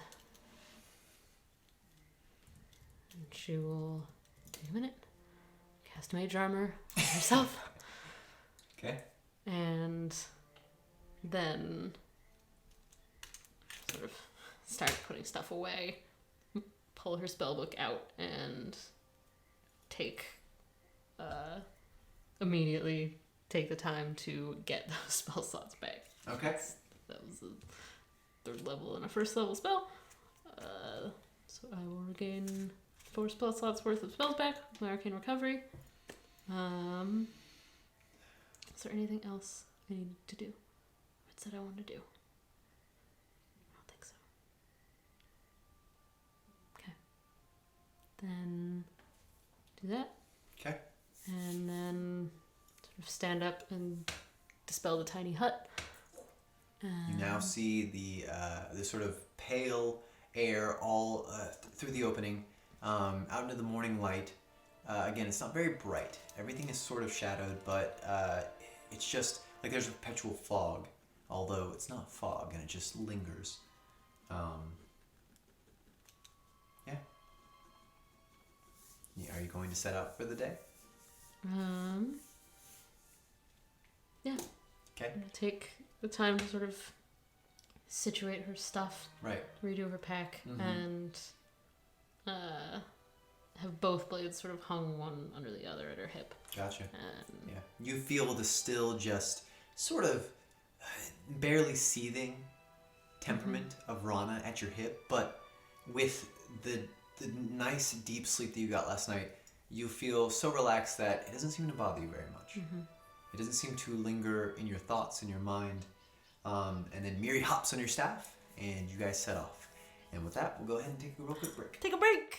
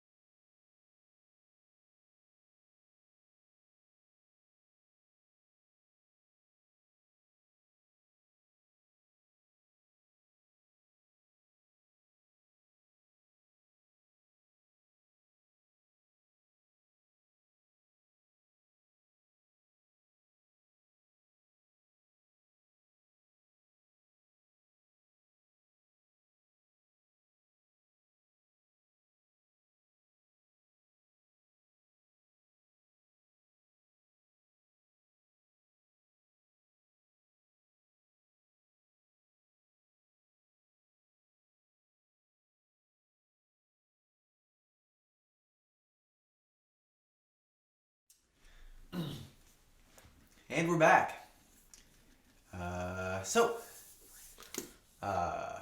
Let's go ahead and continue. Neat. Somebody favorited an item on Etsy. Buy it! Just buy the item! They favorited the Fell Seal set. Nice. Yeah. Nice. And if they like them the way they are, I'll leave them out rank them. But Oh yeah, you wanted to re-ink those. Those are the green? they're in Ink? the green, yeah. Yeah. Let's go ahead and jump into this. Back into it. Alright, so what are you going to do? You are ready. It's the morning. Everything is still sort of cloudy and foggish. What would you like to do?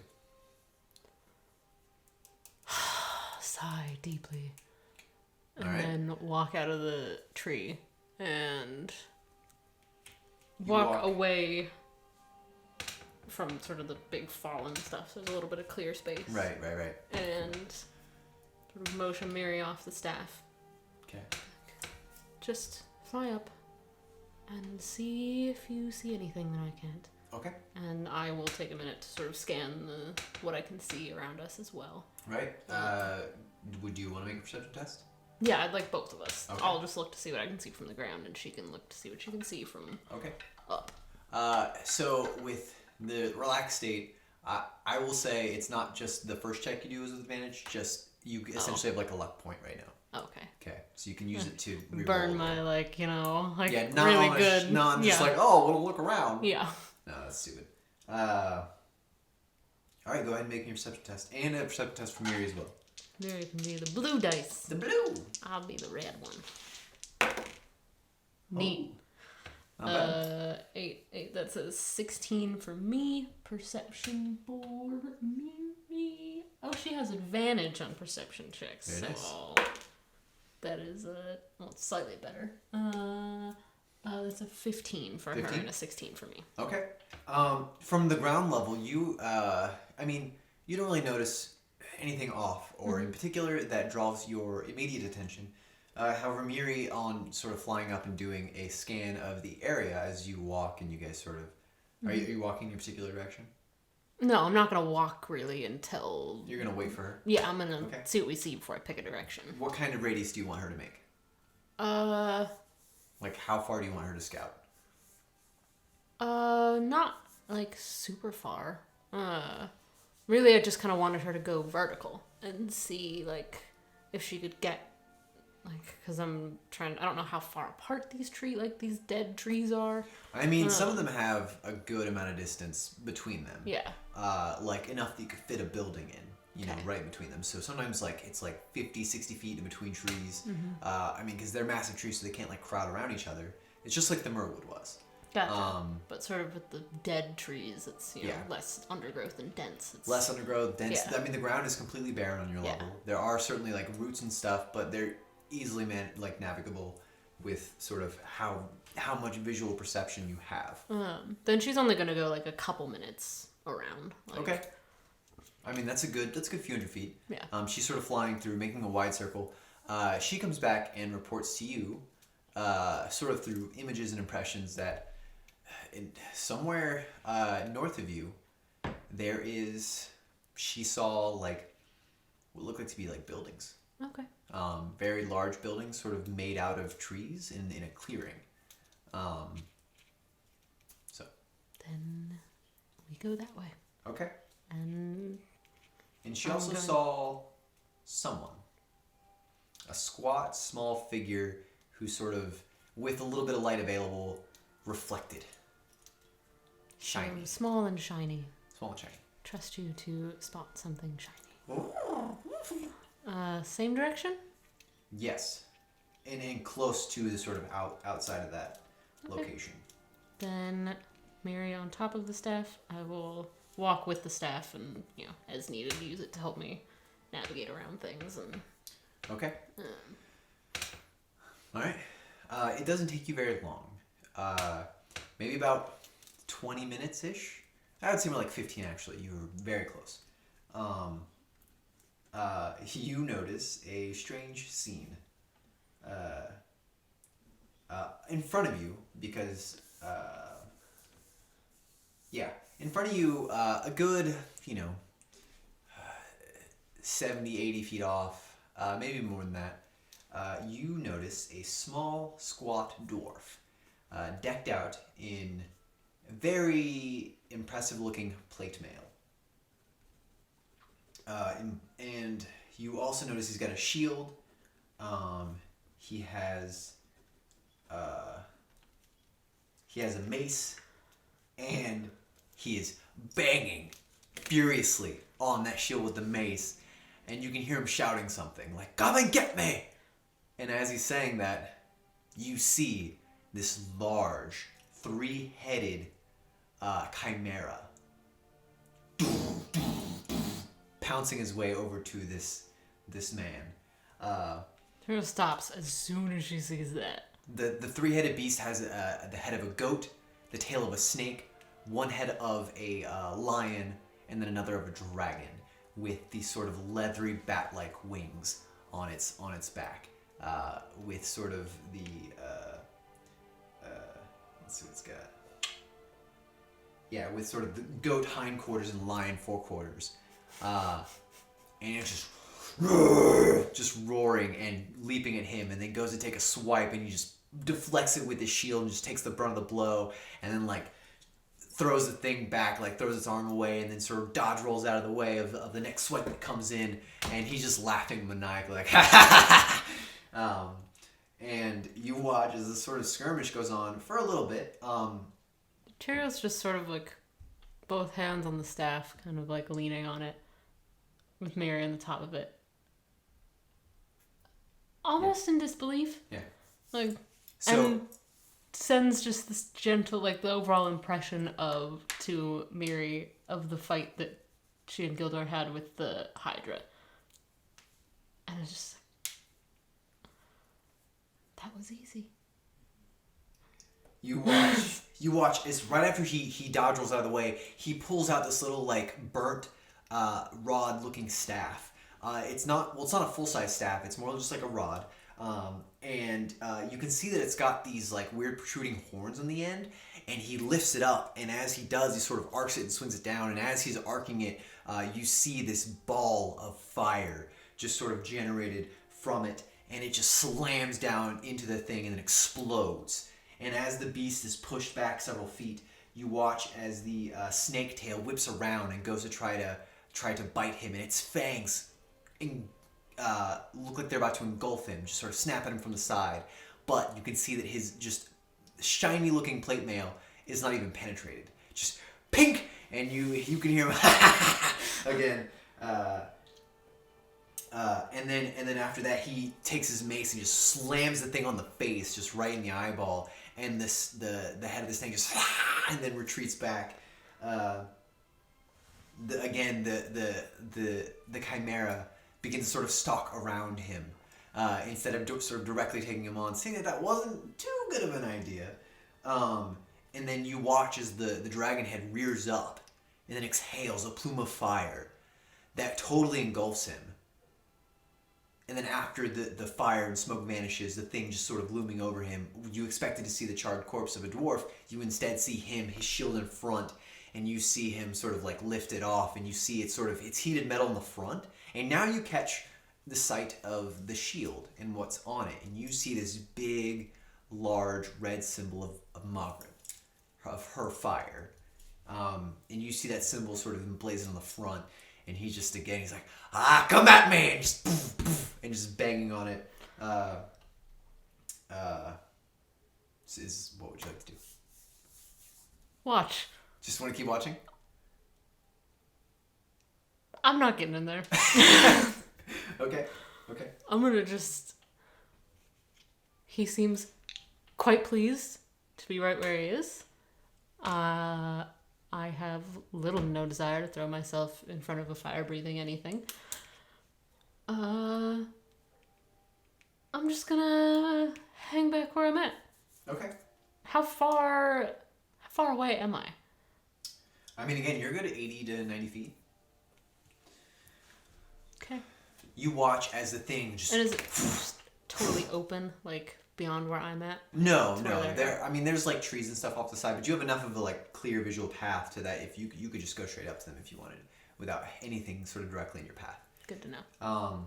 You see the large beat of this thing's leathery wings just as it takes off and goes up into the air. He's like, "Oh no, you don't!" And then he picks up his shield and pulls up his holy symbol. And as he does, you watch as he sort of extends out his like shield arm, and you see from his gauntleted fist strike out this bolt of divine energy that is very sort of streaked with fire on the tail end of the sort of the bolt, and it just blasts into the side of the thing, sort of listing it and causing it to sort of almost crash into a tree.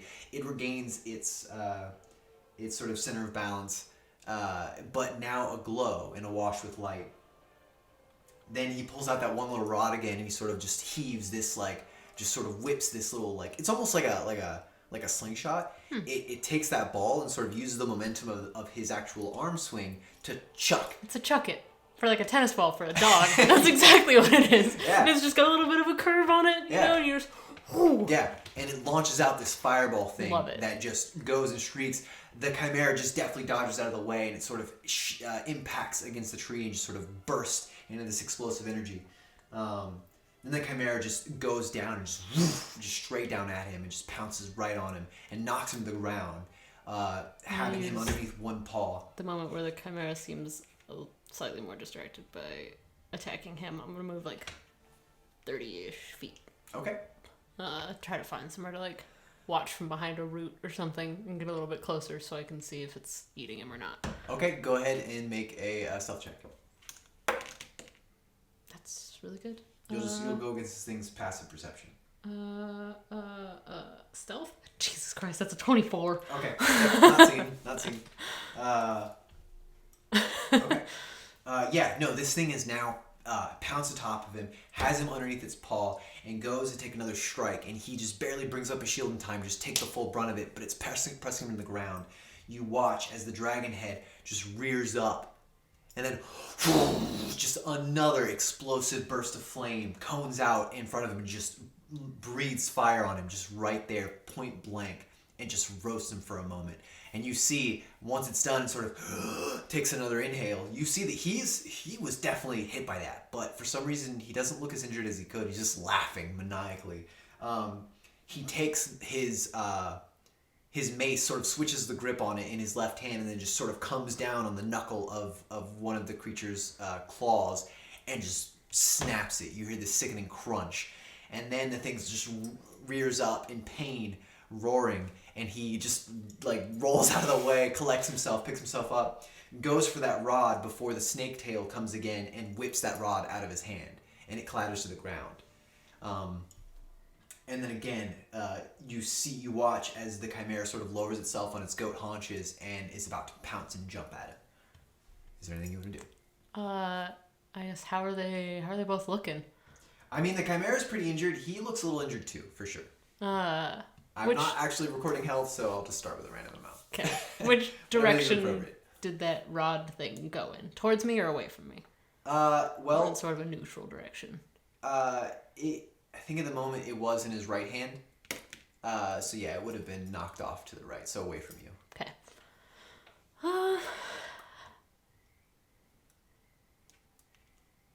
And at this point, how close am I to what's happening? I'd say you're about 60 feet. Okay. He's not too injured. He's definitely a little bloody. You can see that some of his plate mail has been dented in from the claw and the pressing. Mm-hmm. His face is like totally singed, just sort of smoke scarred and black. But he's still sort of, come at me. This is fun.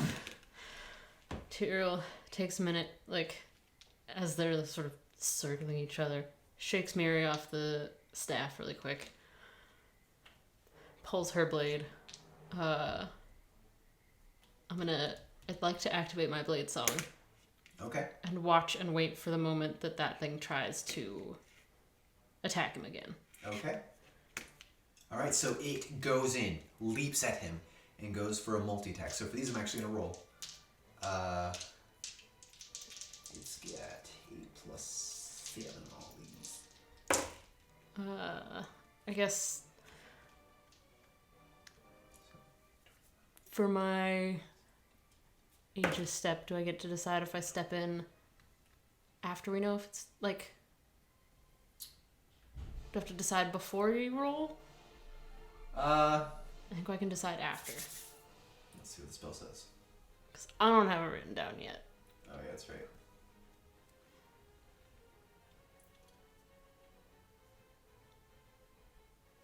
So first, I'd like you to make an intelligence check.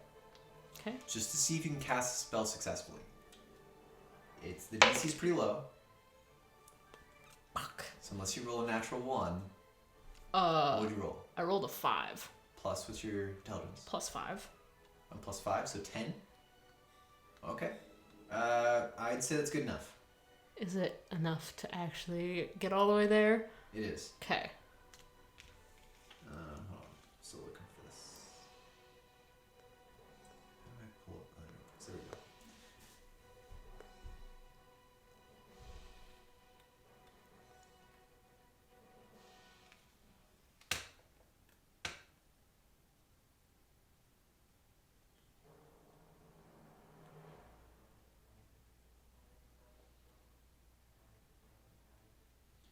Targeted by an attack. So really, any one of these attacks, you could intercede. Okay. And it would give it disadvantage against attacking him anymore? Yes. You gain a +2 bonus to your AC, and he has disadvantage on attacks against the dwarf until the end of his turn. So basically, he can't like hide around you and go after him again. Well, he could, but it'd be with disadvantage. Okay, then I will. If you want to intercede on the first attack, you can. I'll intercede on the second. Like the first is enough for me to pull my sword, activate my blade song, and then step in for the second. Okay, gotcha. Yeah, you see that first attack come down and slam him hard, rake a huge chunk out of his cheek. You watch as like viscera actually goes, flies off. You see this just large gash on his face now. How much damage does that do?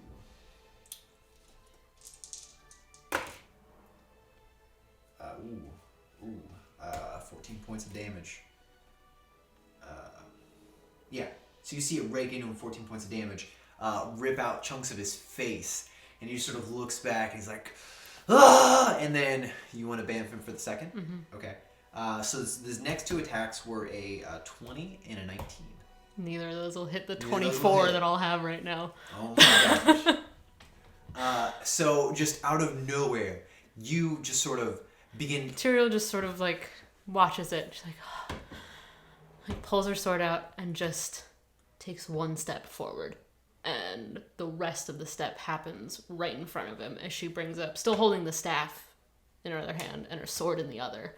And nice. Like in this like he just gets pushed back a space. Yes, he gets pushed back. Yeah. So as you blink in between them, the claw hit him in the face, and then the bite comes down. And what you do is you blink in with both your staff and sword in hand. You take the top of the staff and you like jam it up into the top of this creature's mouth to cause it to just rear back as you just hit the top of its mouth. And then it goes down for a what's the next attack? You got me flipping all over, boo. Sorry. I should just have a copy of that spell now. Oh yeah. As the lion head comes down, you hit the top of the mouth. The goat head comes and sweeps around with the horns, and you just parry those off, and you actually take off a chunk of horn that just goes flying through the air. You just sort of slice through it so that it just narrowly avoids you. Alright, so now we are in official combat. I'd like you to go ahead and roll the initiative. I'm going to go ahead and roll initiative for this creature. Do I get 2 initiatives in this one? Yes. Neat. Way better. I keep doing this. I'll just be scattered throughout the initiative order. That works better. It's not bad. It's not bad. 8 and 20. Okay, so you're going first. Let's see where he's at. Oh, he gets nothing to his initiative. Oh, but he's going to go before the Chimera. Nice. Okay. And Miri, unless you wanted to go on one of your turns. Because we can always just do that. That might be easier. She'll just go on one of my turns. Okay. Did she bump in with you?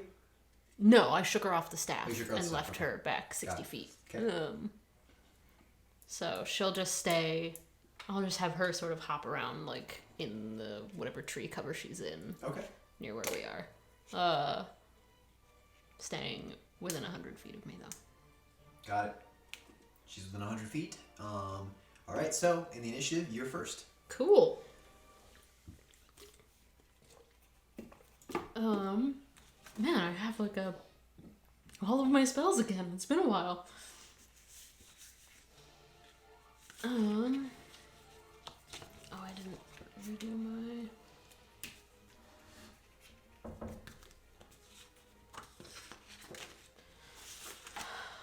Okay.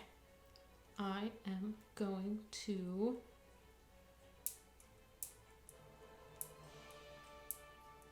Yeah, just to start with, I am going to just make 2 sword attacks on him.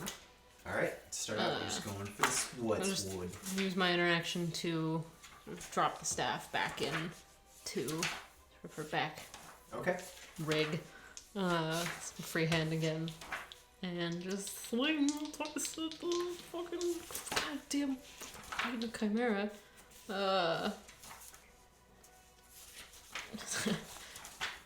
Take a brief moment to look over my shoulder at the dwarf. Who's just wide-eyed and sort of blinking at you, just like stunned that you just arrived out of nowhere like some weird guardian angel. You're insane. I'm gonna turn back and make 2 sword attacks at this thing.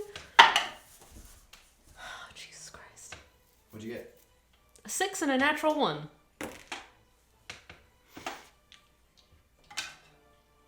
Shoot. Alright. Just go ahead and roll again. That's 13 and a 17, plus 7 to both of those. Okay. So a dirty 20 and a 24. Those both hit. Cool. Jesus Christ, this dice is done too. Dice jail. The DM definitely loves you. Oh, yeah, I'm well aware. You're super biased. Fun is the most important thing of all. I have an ally within 5 feet of me, so I'm gonna get... But not within 5 feet of the creature. It has to be within 5 feet of the creature? Not you, yes, the creature. So no, you don't have sneak attack on these. Unless you have advantage from something, which you don't. Unless you'd like to... What? I have the book. No, it's fine. I'm not gonna like question whether or not that's how it works, but I guess I won't worry about it. Retroactively, I guess I wouldn't have pushed him back. I would have pushed him to the side, but it doesn't really matter. He can move on his turn. 18 points damage. 18 points of damage. Both hits. Nice. Wait, 18 on both or 18 total? Total. Gotcha. Yeah, four. That's sick. For both hits. Okay. Yeah. And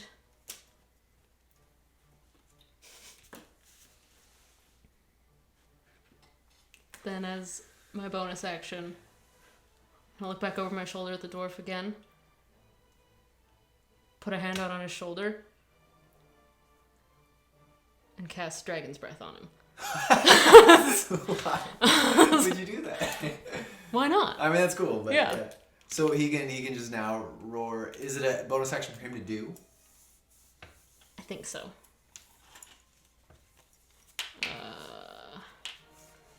And what level are you casting it at? That's a great question.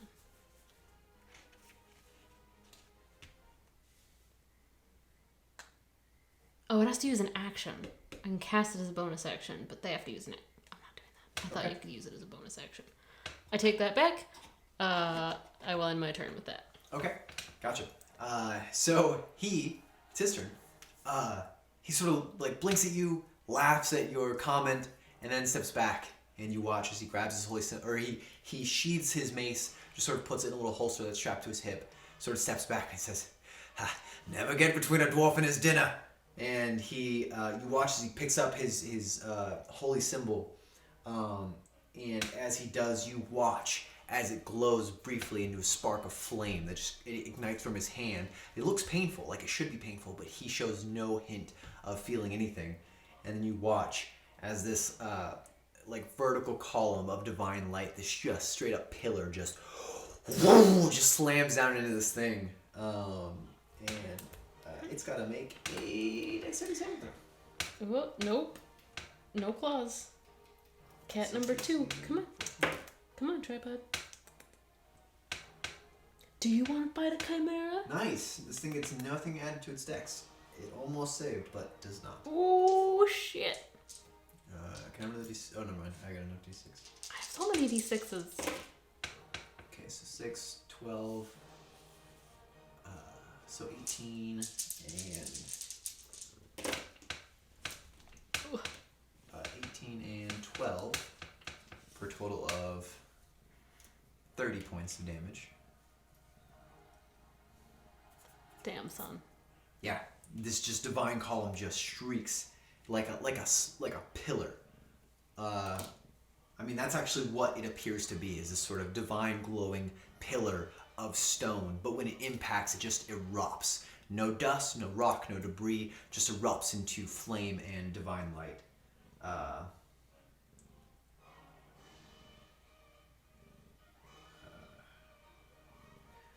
And then he's going to go ahead and actually move back about 20 feet from you.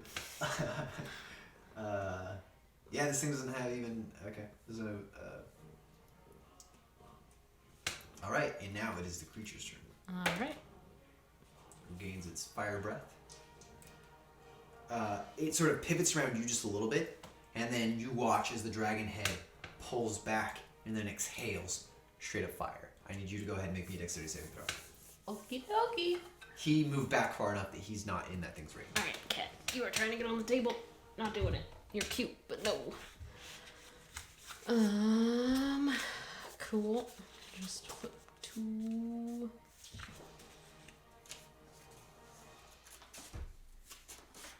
Okay. Dexterity saving throw. That's a 19. All right, so you're gonna take only half. I'm gonna take no damage. Oh, you're gonna take no damage because of evasion. Hell yeah. Nice. Yeah. You watch as a sheet of flame just comes spewing forth. Dive. Just dive straight out of the way. We'll say with that, because of the dive, just narratively, you end up about like 10 feet to the side of this thing, not directly engaged with it. And now it is your second turn. Cool. Actually, no. At the end, after it sort of spews its breath, it's going to beat its wings again, and it's going to go up about another 30 feet, hovering in the air. Cool. Then I am going to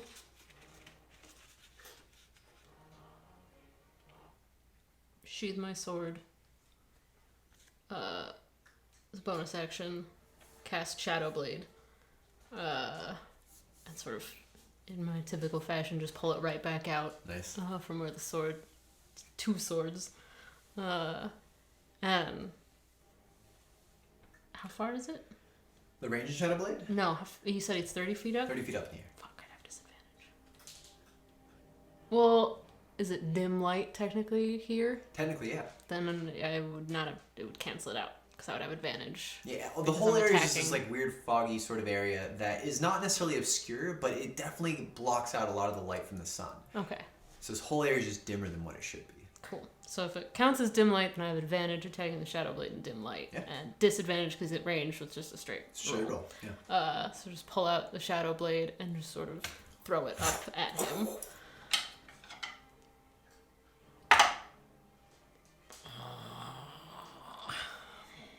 Shadow Blade uses my Action to attack. modifier for it is Spell attack modifier. my spell attack modifier. So that makes it 15. 15 hits. 15 hits. Yeah. Hot damn. Then that's 2d8. Hot damn! Hot digging it down! That is 2d8 psychic damage. Five points of psychic damage. Five. 5 points of 5 damage. points of psychic damage. That's not a whole lot. It's not. I You rolled watch- a 1 and a 4. You watch as this thing is like, ah! The goat head is like, bah! Never mind. The goat head just yells because that's what goats do. All right. That wasn't. It was a hit. You watch as briefly. Yes, one of the heads. It just seems like it's just momentarily stunned. And then I will use my movement to move back towards the dwarf. Okay. You move back towards the dwarf. Are you gonna you want to get like right beside him or in front of him to defend him? I'll just be Just beside him. Okay. Yeah. Cool. We are now back to the top of the round, and it's your turn again. Alrighty. My Aegis Step is a 3rd level spell, right? Yes. Then bonus action, summon my Shadow Blade back into my hand, and I'm going to hold an attack for if it flies back down at us. Okay. Got it. And that is my turn. Got it. All right. Now it is the dwarf's turn. Who looks to you? Who just says, "Some fancy moves there you got. I got one better." And then he grasps his holy symbol once again and holds it up, and you watch as this radiant weapon is formed right above the chimera, and you see that what it is just this big, large mace that is just on fire. Nice. Yeah, and then it just sort of goes straight for its head.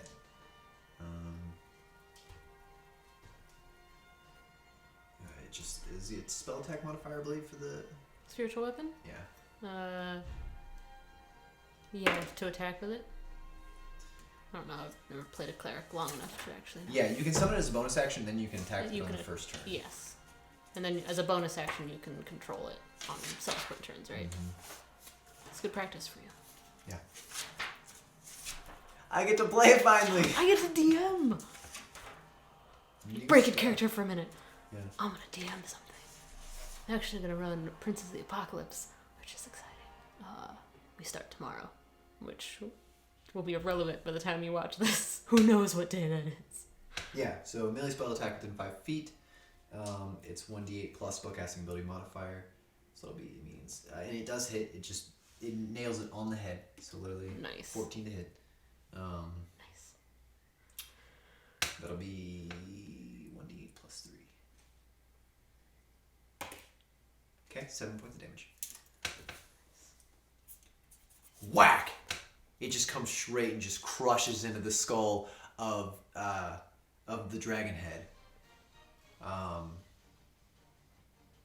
and you hear this sort of just sickening crack as it just lands right into the flesh.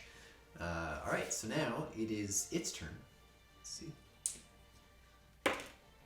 Nice, gets its flame breath back. It goes ahead and it swoops down towards both of you, just outside of your reach, sort of 15 feet above you, and then just. I need you to make a dexterity saving throw, and I need him to make a dexterity saving throw. That's dirty 20. Nat fail for him. Nat fail for him. So you dodge out of the way entirely. He's gonna take a lot of damage. Ouch. Oh, wait. I don't have any way to help him with that. Nope. All right. He'll be fine. You wanna help me count? Yeah, sure. You wanna give me a... 2 d8s? 2 more d8s? Yeah, of course. Thank you, Matt. Okay, so that's 8, 11, or no, 3, yeah, 14 points for the first. Okay. For the first 4 d8, and then the last 3.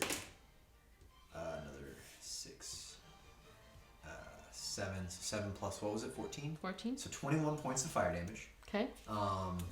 Reduced by half for him. Oh, those are so nice, the red ones. Aren't they? Yeah. It's my Moog dice. Oh, nice. Those Moog ones. So it was 21, right? Mm-hmm. Reduced by half would be 11. Mm-hmm. So he takes 11 points of damage.